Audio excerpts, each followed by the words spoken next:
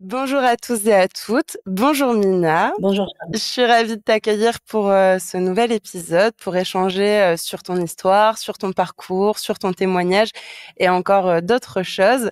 Avant de rentrer dans le vif du sujet, je te propose de te présenter de la manière dont tu le souhaites et puis tu vas déjà certainement, de par ce que tu vas nous dire, amorcer un petit peu le sujet qui va nous intéresser aujourd'hui. Ah, c'est toujours quelque chose de délicat de se présenter parce que on ne présente que des facettes et nous sommes beaucoup plus que ça. Mais enfin bon, voilà, je m'appelle Mina Goll, c'est mon nom. Je, je dirais que je voyage sur la planète Terre depuis 70 ans maintenant. Et que la vie m'a apporté, ben, comme à beaucoup en fait, hein, mais beaucoup de hauts et de bas, de transformation, d'épreuves, de résilience, voilà, de prise de conscience. Euh, et j'ai envie de dire que ce qui me définirait le plus, c'est que je suis comme un phénix qui est né de ses cendres. Voilà. Et pour moi, c'est important de dire que quoi qu'il nous arrive, on peut vraiment rebondir, hein. Bon, à la base, j'ai été infirmière en pédopsychiatrie. Donc j'ai vécu un drame familial, la perte de mes enfants et du père qui les a tués, faut dire les mots, il faut employer les mots, parce que je voulais le quitter. Ça m'a mis complètement donc au plus bas qu'on puisse l'imaginer, et en même temps ça m'a obligée à lâcher prise complètement, m'abandonner à la vie et contacter des ressources que je ne savais pas que j'avais et de découvrir une autre dimension en fait de ce que pouvait être ma vie. Et à la suite de ça, j'ai fait beaucoup de séminaires, beaucoup de formations dans le monde entier. Je suis devenue psychothérapeute. J'ai accompagné des gens en individuel, en groupe. Et puis peu à peu, mon parcours a pris un chemin plus spirituel, plus dans vraiment encore plus de s'en remettre à la vie, ouvrir notre esprit à des guidances invisibles. Donc, beaucoup de mes accompagnements se font, je dirais, par intuition directe aussi, et les outils deviennent moins importants. Voilà.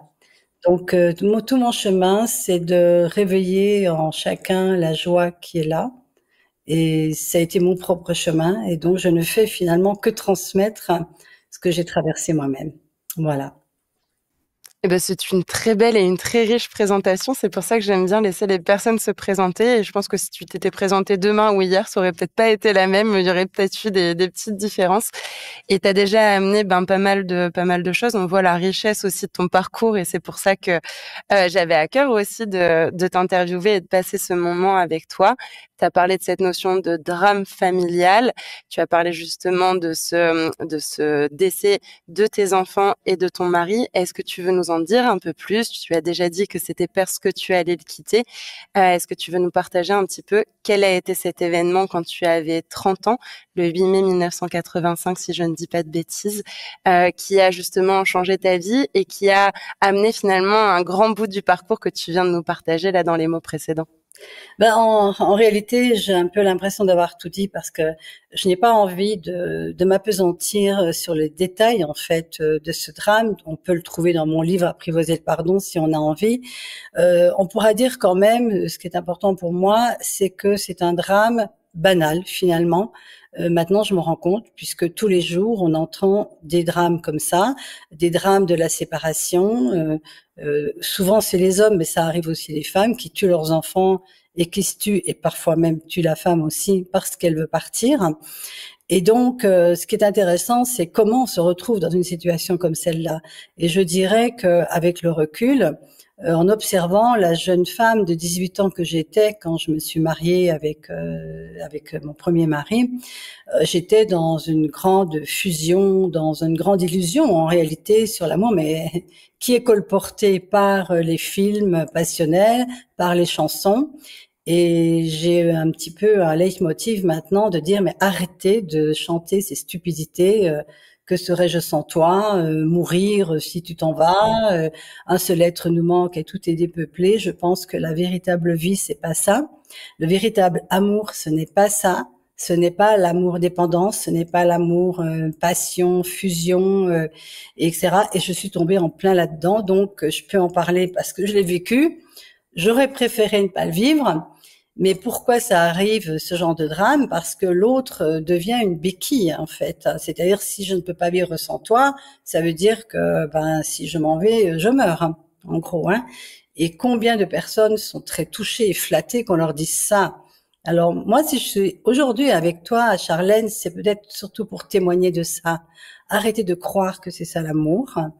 L'amour, c'est d'abord s'aimer soi-même, j'ai envie de dire presque égoïstement, s'apprécier soi-même, et du coup l'autre ne devient plus l'objet du manque et d'un remplacement de quelque chose qui finalement doit se révéler au fond de nous. Voilà. Alors ce drame, ben, ça m'a amené à me poser des questions ensuite. D'abord, il a fallu guérir de la douleur, puis ensuite, comment on se retrouve dans une situation comme celle-là et on en est co-créateur, malheureusement, mais heureusement, parce que si on sait qu'on est co-créateur, on peut changer quelque chose ensuite à notre vie. Mmh. Dans ce que je ressens, et tu vas me dire si c'est juste pour toi, je ressens que dans l'après, justement, dans ce chemin de reconstruction, dans tout chemin de deuil qui est unique, qui est un chemin de vulnérabilité, qui nous invite à aller voir aussi nos émotions, finalement, tu es reparti avant ce drame, avant tout ce qui s'était passé pour comprendre, en tout cas, chacun à notre manière, avec les éléments qu'on peut avoir, finalement, le pourquoi ou le comment cette situation et ce drame étaient arrivés. Et je trouve ça très intéressant d'avoir ce retour en arrière, finalement, ce feedback. Est-ce que cette manière de l'exprimer résonne justement pour toi? Oui, oui et non, parce que je n'ai pas vraiment cherché. C'est venu. Si tu veux, de la même façon que souvent on m'associe au pardon parce que mon livre s'appelle Apprivoiser le pardon, je n'ai jamais cherché à pardonner à qui que ce soit. J'ai juste cherché à vivre seconde après seconde, heure après heure, journée après journée. Et dans ces moments-là, on ne se pose pas la question du pourquoi. Dans ces moments-là, c'est comment je fais pour vivre jusqu'à ce soir. Comment je Je suis tout fais à fait pour d'accord. ne pas être détruite par cette souffrance? Et puis surtout, la vraie question, c'est pourquoi je vivrais? Pourquoi je vivrais? Là, il y a un pourquoi, oui. Pourquoi je vivrais avec cette souffrance horrible? À un moment donné, il y a des gens, ils vivent pas avec cette souffrance horrible. Il y a des gens qui y mettent fin à leur jour. Et je peux le comprendre parce que cette souffrance, c'est simplement souvent on veut mourir. Pas forcément parce qu'on veut mourir, euh, mais parce qu'on veut plus souffrir. Hein. Voilà. Et je crois qu'on peut dire que les semaines et mois qu'on suivi, je ne me suis pas interrogée d'une façon psychologique ou autre sur les origines profondes, je dirais, de cette épreuve. C'est ça? C'est quelque chose qui est venu à toi dans la réflexion, peut-être d'autant plus après coup à mettre les mots aussi, bah, justement sur le process, mais finalement de vivre l'instant tel qu'il est vécu, tel qu'il est ressenti, les émotions qui se manifestent telles qu'elles se manifestent au moment où elles se manifestent. Oui, c'est ça, c'est accueillir. C'est, je dirais que c'est le grand sens. Ce que j'ai vécu dans cette douleur, c'est pour moi la façon dont on devrait tous vivre, hein. C'est-à-dire dans le moment présent, hein, et dans l'accueil de ce qui arrive, hein. Parce que résister amplifie encore la souffrance, hein. Et je pense que j'ai eu la chance de ne pas résister aux émotions. Je les ai laissées me traverser, me foutre par terre, hein, voilà. Et en fait, la prise de conscience que j'ai eue au bout d'un moment où je vivais ça de cette façon, c'est que il y a une atténuation du flux émotionnel, parce que c'est une énergie en fait, simplement. C'est une énergie qui est là parce que il y a quelque chose qui doit bouger, qui doit se transmuter à l'intérieur de soi en fait, hein. Et c'est pour ça que je dis souvent, n'ayez pas peur des émotions. Les émotions ne tuent pas. Les émotions, elles peuvent tuer si on y résiste, si on veut surtout pas. Voilà, les crier, les hurler, se rouler avec, les danser, les bouger. Voilà. Et donc, je crois que je peux dire que ça a été une grande partie après coup, parce que sur le moment, je me contentais de vivre ce qui venait. Hein, voilà. Bien Mais, sûr. mais il faut savoir que j'avais quand même un parcours quand même psy, puisque je travaillais en tant qu'infirmière en pédopsie, donc j'avais fait tout un travail analytique. Bon, je pense qu'à un certain niveau, ça m'a aidé quand même. d'aller dans cet accueil de ce qui est, pour pouvoir peut-être à un moment donné y donner du sens, tu vois. Mais au début, je ne cherchais pas à donner du sens à quoi que ce soit. Je cherchais juste à sortir la tête hors de l'eau, et ça m'a amené en fait d'une façon magique, on pourrait dire. C'est que comme quand on n'a plus rien à perdre, on n'a plus peur, tu vois. Donc je n'avais plus peur de rien finalement. J'étais horriblement désespérée, mais je n'avais plus peur de rien. Qu'est-ce qui pouvait m'arriver de pire, franchement? Donc, et quelque part, il y a un autre aspect qui se détend, quoi. Je m'en fous. Tu peux me dire ce que tu veux, tu peux me faire ce que tu veux, qu'est-ce que tu veux, voilà. Et donc, ça donne une certaine liberté. Ça m'a donné la liberté de dire oui ou de dire non, c'est-à-dire de vraiment me mettre en priorité, parce que sinon je meurs, quoi. Parce que je peux pas. Il fallait bien que je me protège d'une certaine façon. Et ce qui s'est passé d'une façon magique, c'est que à partir du moment où j'ai choisi en fait de vivre malgré tout, parce qu'il y a quand même un choix qui doit se faire, hein. Soit on dit on meurt et puis on meurt, puis voilà, moi j'ai pas de jugement là-dessus, hein. Soit on se dit je vis. Et pourquoi j'ai choisi de vivre? Bah, la première chose, c'est pour que mes enfants ne soient pas morts pour rien. Mes enfants étaient morts parce que j'avais choisi de divorcer, parce que je voulais pas qu'ils voient qu'il puisse y avoir de la violence autour d'eux, parce que ça commençait comme ça. Et je l'ai fait pour qu'ils soient heureux. Et donc, il n'était pas possible que ce geste, enfin ce choix que j'avais fait et qui a amené leur mort, puisse se terminer aussi sur ma propre mort, ce qui aurait signifié qu'ils n'étaient morts pour rien et que tous ces choix n'auraient servi à rien. Et curieusement, c'est ça qui m'a motivée. Je me suis dit, il faut que je vive, je ne sais pas comment, pour qu'ils ne soient pas morts pour rien et que je puisse, peut-être, si j'y arrive, faire quelque chose quand même de cette vie qui m'est donnée. Voilà, c'était ça au début. Et à ce moment-là, un choix, ça crée vraiment une énergie, une vibration. En tout cas, c'est ce que je transmets maintenant de ma propre expérience. Et les choses sont venues à moi. Dire, je n'ai pas cherché. J'ai fait énormément de thérapies, de voyages initiatiques, de chemins spirituels. Je me suis pas dit, ah, aujourd'hui, je dois faire une thérapie, je dois faire un chemin spirituel, je dois aller dans tel groupe. Non, c'est arrivé à moi par quelqu'un qui m'a parlé de quelque chose. Puis tout d'un coup, il y avait un appel ou pas. Quand il n'y a pas d'appel, j'y allais pas. Tout d'un coup, il y avait un appel, mais je n'avais aucune idée de pourquoi j'allais faire ça. Mais je le faisais parce que la vie m'amenait ça. Voilà. Et c'était une succession, en fait, de rencontres, de stages. Et c'est là, à ce moment-là, oui, qu'ont émergé ces fameuses prises de conscience dont tu parlais au début. C'est-à-dire, mais qu'est-ce qui a fait, comment, quelle partie de moi a pu rentrer dans une relation si fusionnelle? Quel était ce besoin? D'où venait? Et donc, peu à peu, j'ai eu des prises de conscience, en fait, de cette carence qu'il pouvait y avoir en moi, de ce besoin d'amour, que quelqu'un, le prince charmant, enfin, arrive et me comble. Ce qui a été le cas au début. Ça a été le cas. Mais quand notre bonheur dépend d'une personne, ce n'est pas un véritable bonheur. C'est un bonheur factice. Et l'étape d'après, c'est de regarder comment ce bonheur que j'ai pu ressentir avec quelqu'un, je peux aussi, moi, le vivre. Parce que l'autre, en réalité, c'est pas lui qui nous donne le bonheur. C'est qui permet d'ouvrir des portes intérieures. Les portes justement de l'amour et d'ouvrir tous les centres énergétiques. Parce que quand on aime, on s'abandonne. Quand on aime, on ouvre. Voilà. Il y a deux façons de vivre, hein. L'ouverture ou la fermeture.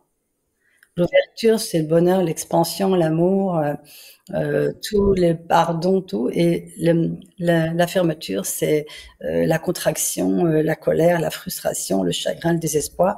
Donc voilà, c'est inspire, expire. Hein, c'est voilà. Et Bien sûr. j'ai choisi l'ouverture. C'est un beau choix. Merci pour C'était pas linéaire, c'était pas linéaire. Tu vois, on bien sûr, peut imaginer. et c'est pas binaire. Non, il y a eu des rechutes, il y a eu des retombées, tu vois bien, c'est les vagues de l'océan, hein. Bien sûr, et on le ressent justement à travers là tes mots, ton témoignage. Et en fait, ce que j'aime beaucoup dans ce que tu exprimes de ta vie, c'est qu'en fait, c'est pas réellement des choix, des prises de conscience psychologiques. On y met les mots après coup, quand on l'a vécu, quand on l'a traversé. Et pour moi, ça traduit le fait que il y a rien à faire. C'est pas le deuil n'est pas une to-do list à cocher de je dois faire ceci, je dois faire cela. On peut s'aider, on peut s'accompagner avec des choses à faire, mais la plupart, comme tu dis, c'est en fait je vivais tel que les choses étaient à vivre avec les émotions, les événements, peut-être les rencontres, les partages. Et je trouve que c'est déjà de un déculpabilisant et en même temps c'est aidant. Alors encore une fois, il y a toujours deux poids deux mesures, trouver l'équilibre parce que ces choses à faire peuvent nous aider, peuvent être soutenantes, peuvent être ressourçantes. Et peut-être justement sur cette question-là, est-ce que tu as fait des choses qui ont pu t'aider à vivre, à traverser ce deuil et à ne pas avoir ce côté parfois to-do list et vraiment il faut que je fasse étape par étape. Est-ce qu'il y a des choses qui t'ont aidé à ce point-là, à ce niveau-là plutôt? Oui, en fait, ce qui m'a aidé, c'est essentiellement des témoignages. Moi, je suis pas du tout sensible au blabla et à la théorie. Je le dis tout de suite, j'ai appris beaucoup de théories dans ma vie. Pour devenir psychothérapeute, j'ai appris des choses, voilà, infirmière aussi. Mais moi, je ne crois pas effectivement aux théories sur comment on doit vivre un deuil. Ça a même tendance un petit peu à m'agacer parce que ça n'existe pas. Il n'y a pas un deuil, il y a des deuils en fonction de qui nous sommes. Un même deuil, même deuil, une même situation, une autre personne ne va pas le vivre du tout de la même façon. Et donc, qui peut savoir ce que c'est qu'un bon deuil ou un mauvais deuil? Quelqu'un me disait à un moment donné, oui, le deuil, il faut être entouré, c'est important qu'il y ait l'amour, l'amitié, machin. Oui, peut-être et peut-être que pas. Parce que moi, j'ai pas été entourée, j'ai dû me débrouiller, mais en fait, et si c'était justement grâce au fait de ne pas avoir ce soutien extérieur de personnes pour faciliter mon deuil, qui m'a permis justement d'aller au plus profond de moi et de m'en remettre non pas à des gens qui sont là parce que aussi peut-être ils ont peur de voir notre douleur et ils essaient de mettre un petit peu comment dire, de la gentillesse dessus et peut-être que ça va être plus facile à vivre, mais est-ce qu'on va vraiment aller au plus profond de son deuil? Moi, je pense que quand des personnes 30 ans plus tard parlent de leur perte d'enfants ou autres en étant encore en train de pleurer, et elles n'ont pas fait le deuil, enfin elles n'ont pas fait le deuil, elles n'ont pas été jusqu'au bout de la transmutation. Parce que moi j'appelle, il n'y a pas un deuil à faire, c'est que quelque part on pourra plus jamais être la même personne. On pourra plus jamais vivre comme avant. Et c'est ça la vie. La vie, elle est faite de toute façon de deuil sans cesse, de mort-renaissance.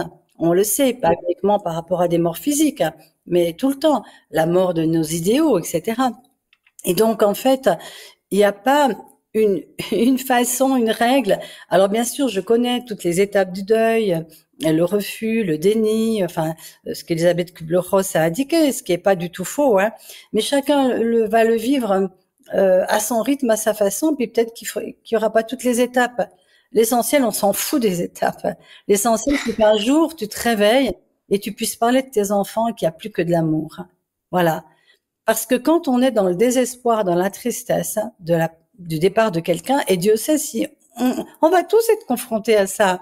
Donc, il faut peut-être qu'on regarde ça aussi en face. C'est normal on va perdre nos parents, on va perdre des amis, voilà. Et c'est la vie. Voilà. Alors, c'est vrai que, par exemple, je vais des fois sur des groupes qui se sont spécialisés autour du deuil. Bon, je trouve que c'est super. C'est certainement un bon choix. Moi, personnellement, je l'aurais pas fait. Pourquoi? Parce que c'est pas parce que j'ai vécu des deuils que je suis devenue une spécialiste du deuil. Voilà. Je peux juste témoigner. Voilà. Je peux juste témoigner. Et quelque part, ça peut faire l'effet inverse, c'est que les gens peuvent avoir tendance de raconter combien ils sont malheureux, quoi. Puis les autres vont dire aussi, ah mais oui, c'est vrai, c'est encore pire. Et puis on s'en remet jamais, etc. J'entends, je lis des choses comme ça, et je me dis, mais en fait, les témoignages qui vont faire du bien, c'est de se dire qu'il y a peut-être une personne là ou une autre là qui elle dit, mais non, malgré l'horreur, j'ai pu en fait trouver un nouveau sens à ma vie, et au contraire, ça m'a tellement ouvert à quelque chose de plus grand. Et en général, le plus grand, c'est l'ouverture spirituelle. Je ne parle pas d'ouverture religieuse, hein, parce que ça n'a rien à voir avec la religion, ça n'a rien à voir avec les dogmes, les croyances. Mais c'est qu'à un moment donné, dans cette horreur de l'horreur, c'est pour ça que je suis pas toujours en train de dire c'est bien qu'il faut qu'il y ait plein de gens qui nous fassent du bien, parce que c'est souvent dans l'horreur de ça qu'à un moment donné on n'en peut plus et on lâche et on s'en remet, on sait pas à quoi, mais on s'abandonne. Tu vois ce que je veux dire? C'est-à-dire, Ouais, ouais. on dit souvent il faut laisser les gens tomber au plus bas pour qu'ils puissent donner leur propre coup de pied pour remonter. Personnellement, c'est mon expérience, hein, et c'est peut-être pour ça que il y a eu vraiment cette transmutation.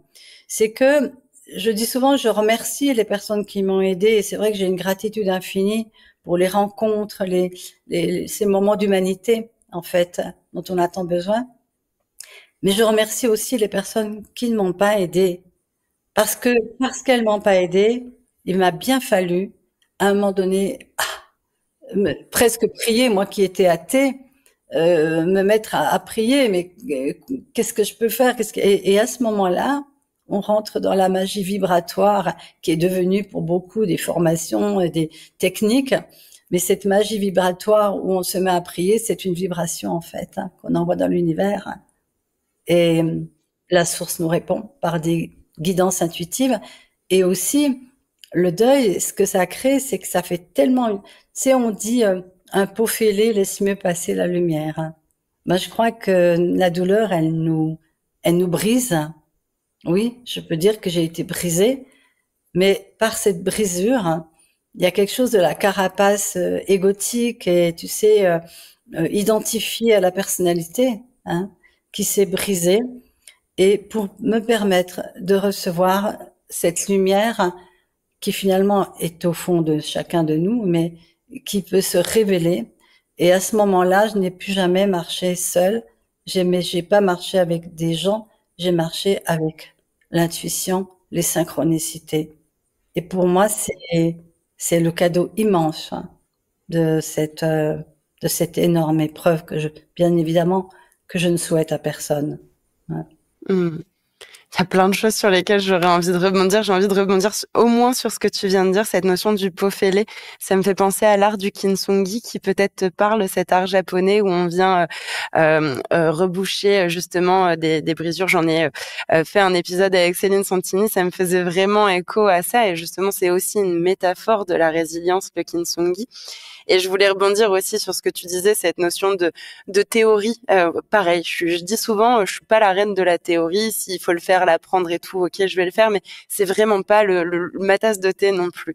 Et donc ces étapes du deuil, tu parlais justement du modèle d'Elisabeth Kubler-Ross, c'est le plus connu, mais il y en a d'autres aussi. Si ces modèles parlent aux auditeurs, auditrices qui nous écoutent, tant mieux, c'est super. S'ils sont aidants, tant mieux. Mais s'ils le sont pas, comme tu disais, je vais reprendre tes mots, bah en vrai, on s'en fiche. L'important, c'est de trouver vous ce qui vous fait du bien et de pouvoir traverser, parcourir ce chemin pour rebondir aussi sur l'expression faire son deuil. Pour moi, on intègre le deuil. Tu disais l'exemple, par exemple, d'un parent qui 30 ans après pleurait encore peut-être de manière régulière, récurrente ou intense, réellement intense. On peut pleurer 30 ans après, Yes. mais peut-être pas de la même manière ou pas pour les mêmes raisons. L'extérieur, c'est des larmes, mais elles n'ont pas la même cause, le même pourquoi ou le même comment. Et à travers, finalement, je trouve tout ce que tu disais, tu l'as cité un petit peu tout à l'heure, pour moi, il y a cette notion où le deuil peut être source aussi d'évolution. Tu disais, je suis plutôt dans cette notion de témoignage et le témoignage de l'un ou de l'autre peut montrer que, en tout cas, moi, je le formulerai comme ça, il y a de la lumière, en fait, il y a de la lumière, il y a de l'espoir, on peut s'en relever, on peut se reconstruire, on sera plus jamais comme avant, c'est ce que tu disais aussi, mais on peut retrouver la vie, on peut retrouver la joie, pour citer aussi un mot que tu disais tout à l'heure. Cette notion-là, je trouve qu'elle est encore difficilement comprise. Parfois, elle est perçue comme un manque de respect, comme si le deuil et le décès d'une personne, qu'importe la personne qu'on a perdue, devenait une opportunité d'évolution de quelque chose. Et ça a parfois du mal à être compris par les personnes. Alors, je pense avoir un bout de ta réponse, peut-être pas les auditeurs et auditrices. Est-ce que cette notion du deuil comme source d'évolution, alors pas uniquement, parce qu'il y a tout un parcours pour arriver à cette notion potentielle d'évolution qui peut parler à certains et ne pas parler à d'autres, est-ce que toi, elle te parle et est-ce que parfois tu as un peu le même ressenti que moi où les personnes ont du mal à comprendre cette notion-là et le perçoivent parfois comme un manque de respect? Alors, c'est une bonne question. Il y a deux façons de vivre sa vie. Soit on est des victimes, soit on est des créateurs. C'est les deux façons. Il nous arrive n'importe quel événement, on peut se dire qu'on n'a pas de chance et c'est horrible. Et puis on attire en plus la pitié des autres et les autres nous aiment bien. Il faut pas oublier que nous sommes dans une société malheureusement encore enfermée dans le triangle victime, bourreau, sauveur. Si on manque, si on manque d'amour, si on manque d'attention, le côté victime est parfait. Parce qu'on va toujours avoir des gens qui vont vouloir nous sauver, parce que les sauveurs aussi ont des failles narcissiques qui ont besoin.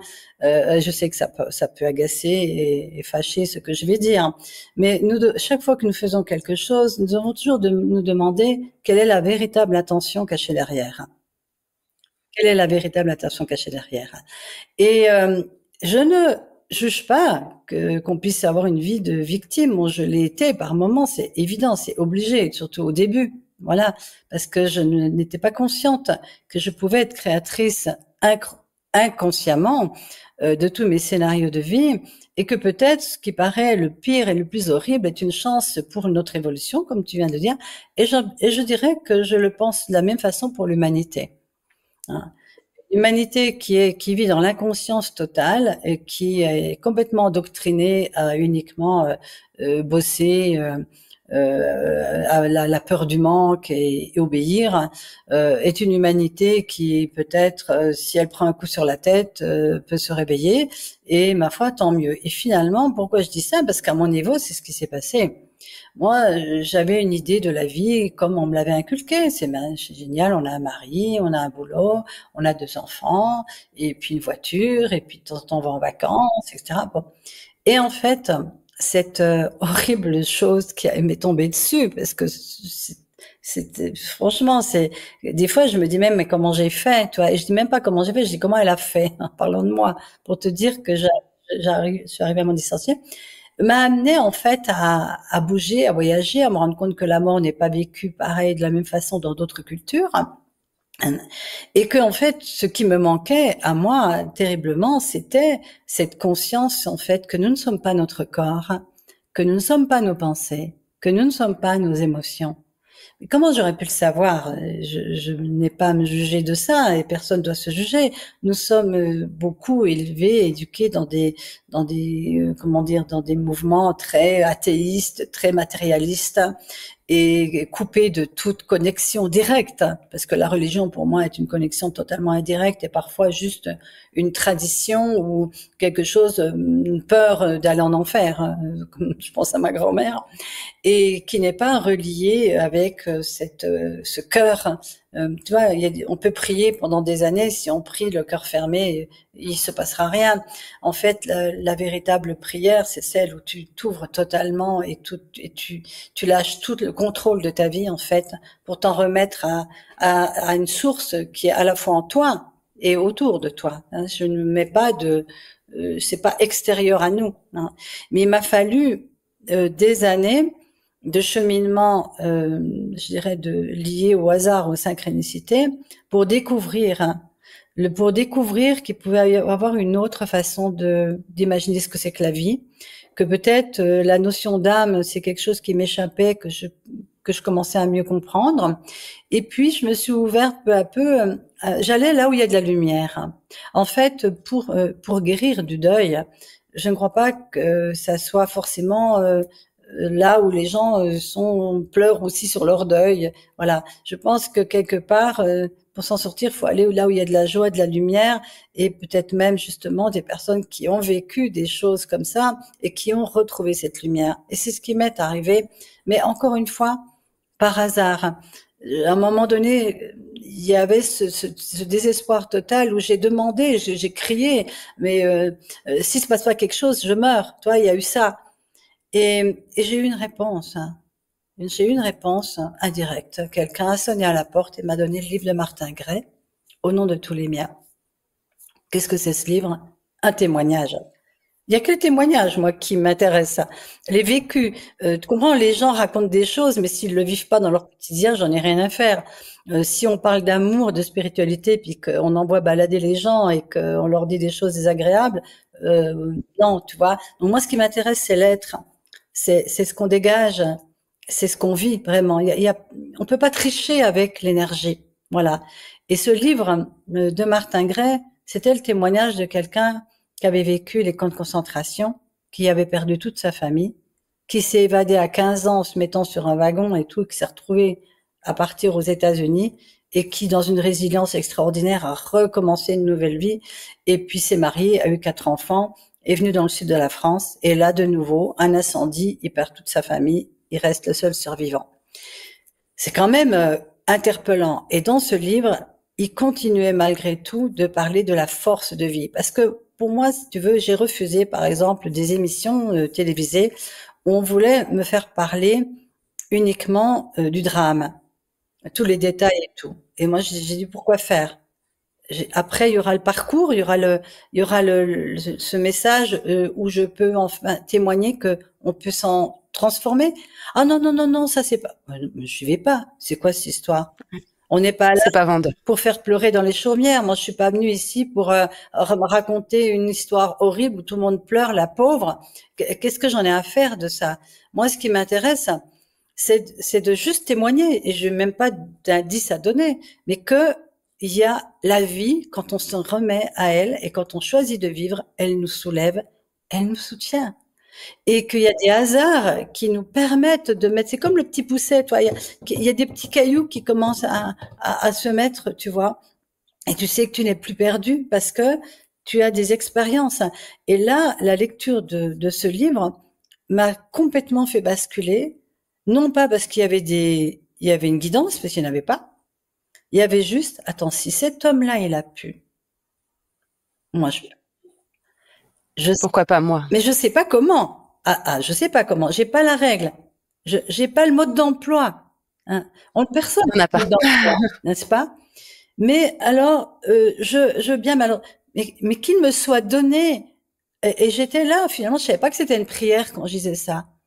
Mais qu'il me soit donné la force, le courage et l'intuition pour aller là où je peux guérir.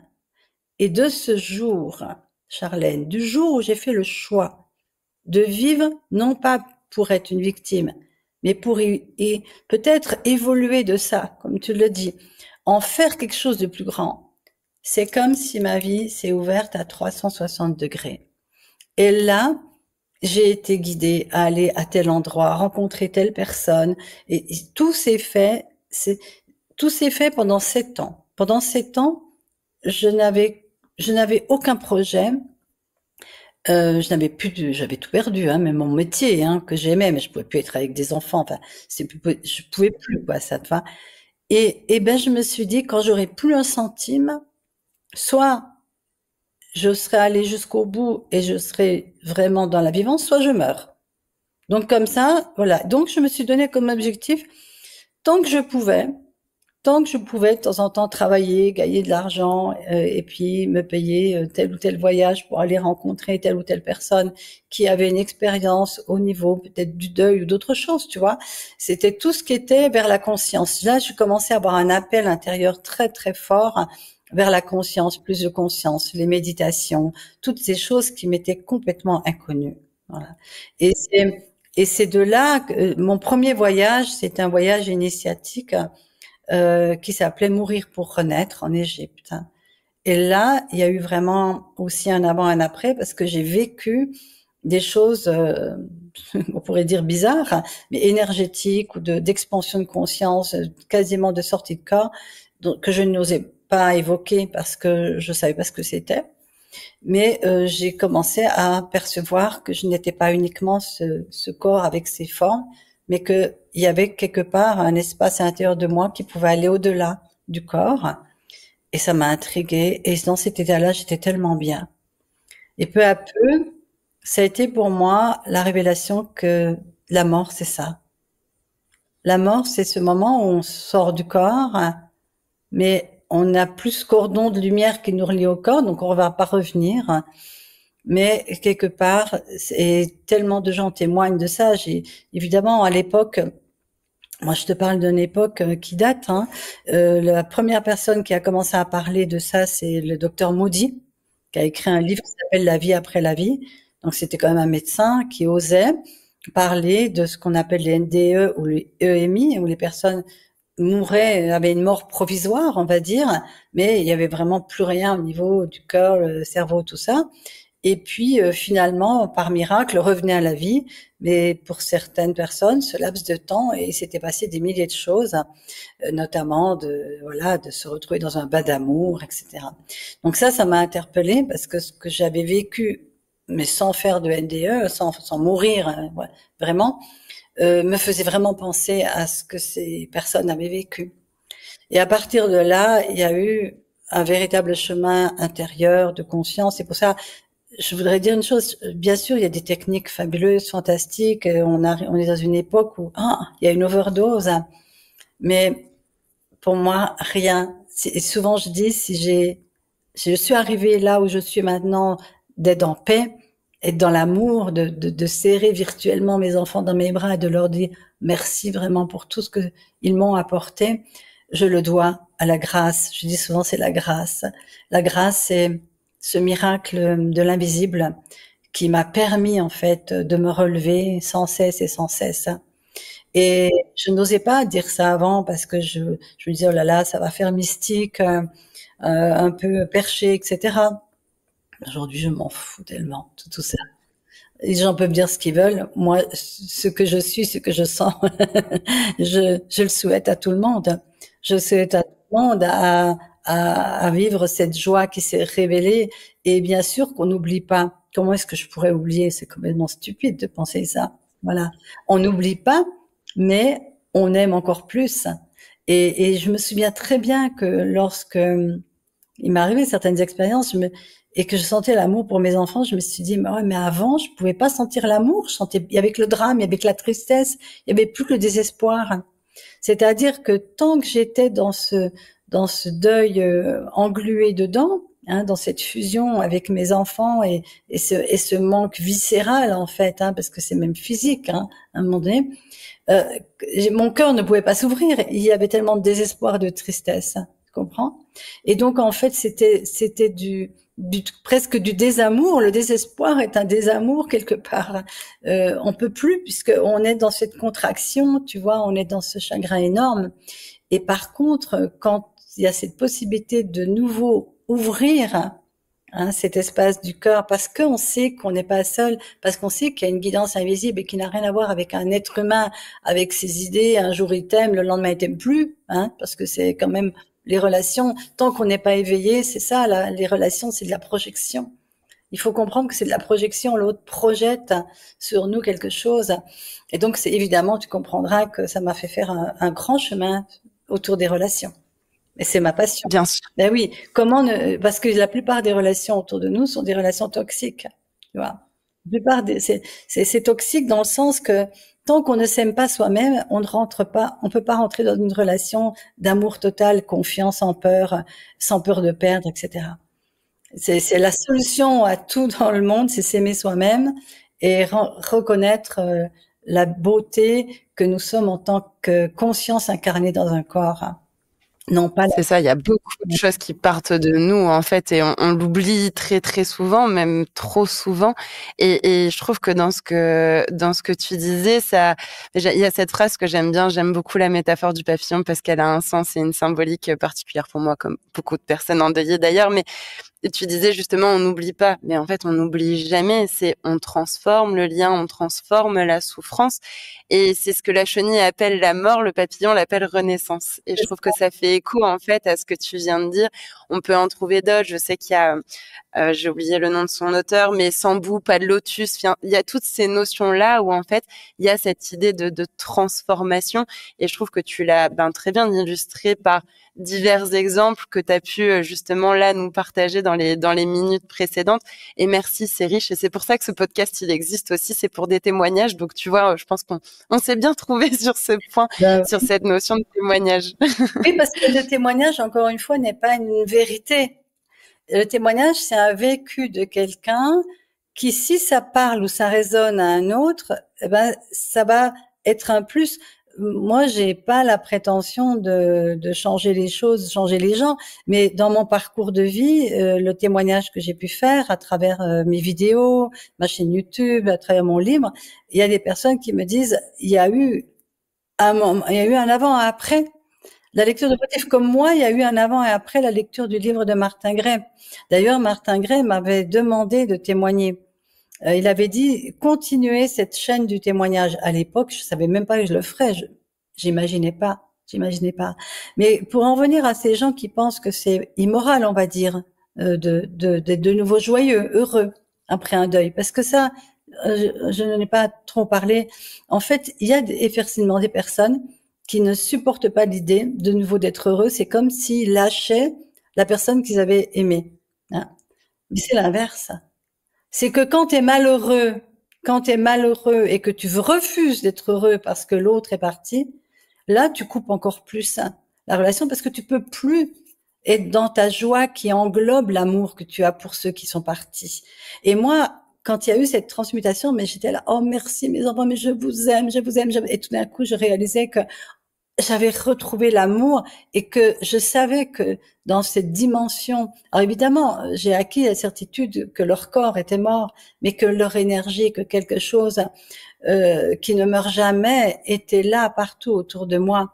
Alors évidemment, après, c'est un peu ce que dit Christiane Singer, j'aime beaucoup ce qu'elle avait dit, quand tout a brûlé, il ne reste plus au fond du tamis qu'un diamant incombustible. Alors en plus de ça, pour moi, la symbolique, parce que comme ma maison a brûlé avec eux, tu vois, il y a encore ce côté-là en plus. Mais il n'y a pas besoin d'avoir la maison qui brûle et que nos êtres brûlent. Mais je dirais, quand il n'y a plus rien, il y a encore quelque chose. Il y a ce qui ne meurt jamais. Voilà. Rien ne se perd, tout se transforme. Et je crois que l'accomplissement d'un deuil, c'est le moment où tu sais que le corps est mort, oui, mais l'essence que tu as aimée, la connexion d'âme à âme, elle est toujours là. Et c'est pour ça que de notre vivant, nous devons apprendre à aimer d'âme à âme et non pas uniquement à travers les corps. Hein. Parce que le corps un jour disparaît. Et nous sommes vraiment... Je regardais une publicité sur la séduction, les femmes. J'ai envie de dire aux femmes, mais arrêtez avec vos histoires de séduction. Un homme qui vous aime parce que vous êtes belle ne vous aime pas forcément. Il vous désire. C'est pas la même chose. Et quand vous n'aurez plus la séduction, eh bien, il vous laissera quelque part. Faut arrêter tous ces films où on voit la plupart des hommes qui m'ont aimé dans ma vie, vraiment, c'est des hommes qui m'ont vu, franchement, en pyjama, décoiffé. Bon, l'apparence physique, elle est très importante. Moi, j'aime mettre en valeur l'âme qui est en moi. C'est comme des fleurs, tu les mets dans un beau vase pour qu'elles, voilà. Mais en réalité, c'est juste pour le plaisir de la beauté en plus, hein. Mais on sait très bien qu'il y a des personnes qui ont un physique ingrat, puis dès qu'elles rayonnent de leur lumière et dès qu'elles parlent, mais on voit plus ça, on voit plus que cette personne, mais elle est magnifique. Hein. Donc cette espèce d'esclavage surtout les femmes parce que elles supportent pas de vieillir, donc elle a peur de vieillir. À la fin, elles se ressemblent toutes parce qu'elles se disent que c'est comme ça qu'elles vont être encore aimées. Mais stop, faut arrêter ça. L'amour n'a rien à voir avec le physique. Il y a une attraction, certes, vibratoire, on va dire. Cette attraction vibratoire, elle peut se manifester aussi sous une forme physique, bien évidemment. Voilà. Mais c'est une attraction qui vient des profondeurs. Et quand c'est une attraction qui vient des profondeurs, c'est l'âme qui est en train de dire, ah oui, ah oui, ah oui. Voilà. Quand c'est uniquement par le fait qu'on a besoin de séduire, que l'autre il voit combien on est belle, on est beau, etc. Mais c'est construit, c'est sur de la paille, sur rien. Hein. Et donc c'est là le grand piège, c'est que beaucoup de relations, pourquoi elles ne durent pas? Parce qu'elles ne sont axées que sur le fait qu'on puisse faire l'amour et avoir un orgasme. Mais l'orgasme, on peut l'avoir aussi tout seul, désolé de le dire, mais c'est la vérité. Hein. Et que quelque part, arrêtons de croire que nous avons besoin de quelqu'un qui nous trouve à son goût pour être heureux et heureuse. Parce que ça, c'est le piège. Et ça ne veut pas dire qu'il y aura personne qui va venir. Au contraire. Hein. Mais pour les vraies raisons. C'est ça. Et comme quoi, justement, quand on parle de la mort, bah, on parle de la vie et on parle de l'amour et on parle du quotidien, puisque justement, on parle des relations qu'on vit de notre vivant, quand on est encore en vie et qu'on continuera à vivre différemment avec cette transformation quand l'un ou l'autre, si on prend un couple ou un duo, un binôme, qu'importe, quand l'un ou l'autre partira. Je sais plus qui dit ça, mais on dit souvent, ou on le dit de manière générale, quand on entre en relation, il y a déjà cette notion où la séparation est déjà là, parce qu'à un moment ou à un autre, toi ou moi, soit on partira de par la mort ou de par une différence de point de vue, un conflit, qu'importe, mais il y a ce moment où on rentre en relation, mais on viendra finalement aussi à se séparer. Et c'est vrai que tu as parlé de ton livre et on n'en a pas réellement parlé encore. J'aimerais bien rebondir dessus pour amener tout doucement vers la conclusion de cet épisode. Tu parlais du pardon aussi, parce que ton livre s'appelle Apprivoiser le pardon. Tu disais tout à l'heure que tu n'as pas cherché à pardonner, mais que les choses sont venues à toi. Et ça aussi, je trouve que c'est déjà hyper important. Je trouve que c'est déculpabilisant parce qu'on croit qu'on fait le pardon, encore une fois, comme si c'était une to-do list et qu'on le cochait. Ça y est, c'est bon, j'ai pardonné, c'est bon, c'est super. Personnellement, bah, j'ai le même ressenti et vécu que toi. Je n'ai pas cherché à pardonner. Soit c'est venu à moi, soit c'est pas venu à moi parce que c'était pas le bon moment, parce que c'était pas encore juste, parce que c'était pas X, Y, Z. Et tu le relis aussi à la notion de gratitude. Est-ce que tu veux nous en dire un petit mot ou un grand mot? Oui, bien sûr. Oh ben c'est amusant ce titre, Apprivoiser le pardon, parce que je dirais que c'est une grosse erreur, mais c'est pas une erreur en fait dans le sens que ça m'a ouvert une autre compréhension. Mais je vais quand même le dire. Moi, le titre, ça c'était Le choix de vivre. J'avais envoyé le manuscrit avec ce titre. Hein. Et en fait, la maison d'édition, qui était à l'époque Daniel et Anne Meroy-Gévaudan, m'ont dit oui, on a vraiment envie d'éditer ton livre, mais on va changer le titre, on va mettre Apprivoiser le pardon. Moi, je suis restée un peu comme ça, et mais je m'en fichais un peu en fait. Hein, voilà. Et puis en fait, ça venait du fait que quand j'étais en Inde, à la fin de mon parcours de transformation, j'étais devant les foyers de crémation, et là j'ai vu ce que je n'avais pas vu, c'est-à-dire des corps qui brûlaient comme c'était arrivé, mais moi on m'a donné des urnes, je n'ai pas eu toutes ces images. Et donc je me suis dit, oh là là, mon Dieu, mais ça va me ramener à tellement en arrière. Et en fait, au lieu de m'amener dans la souffrance, ça m'a créé. J'ai envie de presque dire, j'étais touchée par la grâce ce jour-là, parce que tout d'un coup, ce que je savais intuitivement, que nous ne sommes pas notre corps, là je le voyais. C'est-à-dire, c'était clair qu'on était en train de brûler des carcasses, voilà, des carcasses, mais que partout autour, il y avait l'énergie, l'âme, etc. Et là, ça a été une explosion de bonheur à l'intérieur de moi. Et c'est là que j'ai eu cette gratitude énorme pour le parcours en me disant, enfin, j'ai compris. Enfin, maintenant, je sais. Et j'ai écrit dans le livre, ce jour-là, cette gratitude m'a amené le don du pardon, c'est-à-dire le don de l'épreuve. C'est-à-dire que le pardon, pour moi, c'est quand on réalise qu'il n'y a rien à pardonner et que on a reçu le don de ce passage émotionnel si douloureux et que on en a grandi, on a évolué. Voilà. Et c'est vrai que c'est difficile pour moi de le séparer de la gratitude parce que la gratitude, c'est quand on accueille quelque chose de terrible qu'on jugeait comme horrible, comme quelque chose qui est une initiation qui nous a permis d'évoluer. Alors tu vas me dire, mais est-ce qu'on est obligé de vivre des horreurs comme ça, etc. Je ne sais pas et je ne pense pas, mais il y a une autre chose quand même que j'ai envie de dire et qui a été très très intense pour moi, c'était ma rencontre avec l'astrologie. Parce que je croyais à rien et surtout pas à l'astrologie, mais pour prouver à mes amis que je ne voulais pas juger les choses sans l'avoir vécu, j'ai fait faire mon thème astral par quelqu'un que je connaissais pas. À l'époque, il n'y avait pas Internet, tout ça. Et quand je suis allée à ma consultation, j'avais décidé de pas ouvrir la bouche et bien, de toute façon, elle m'a rien demandé.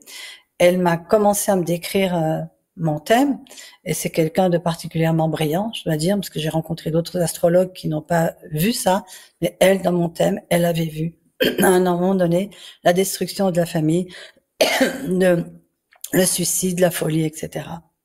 Et là, ça m'a complètement fait un choc. Je me dis, quoi?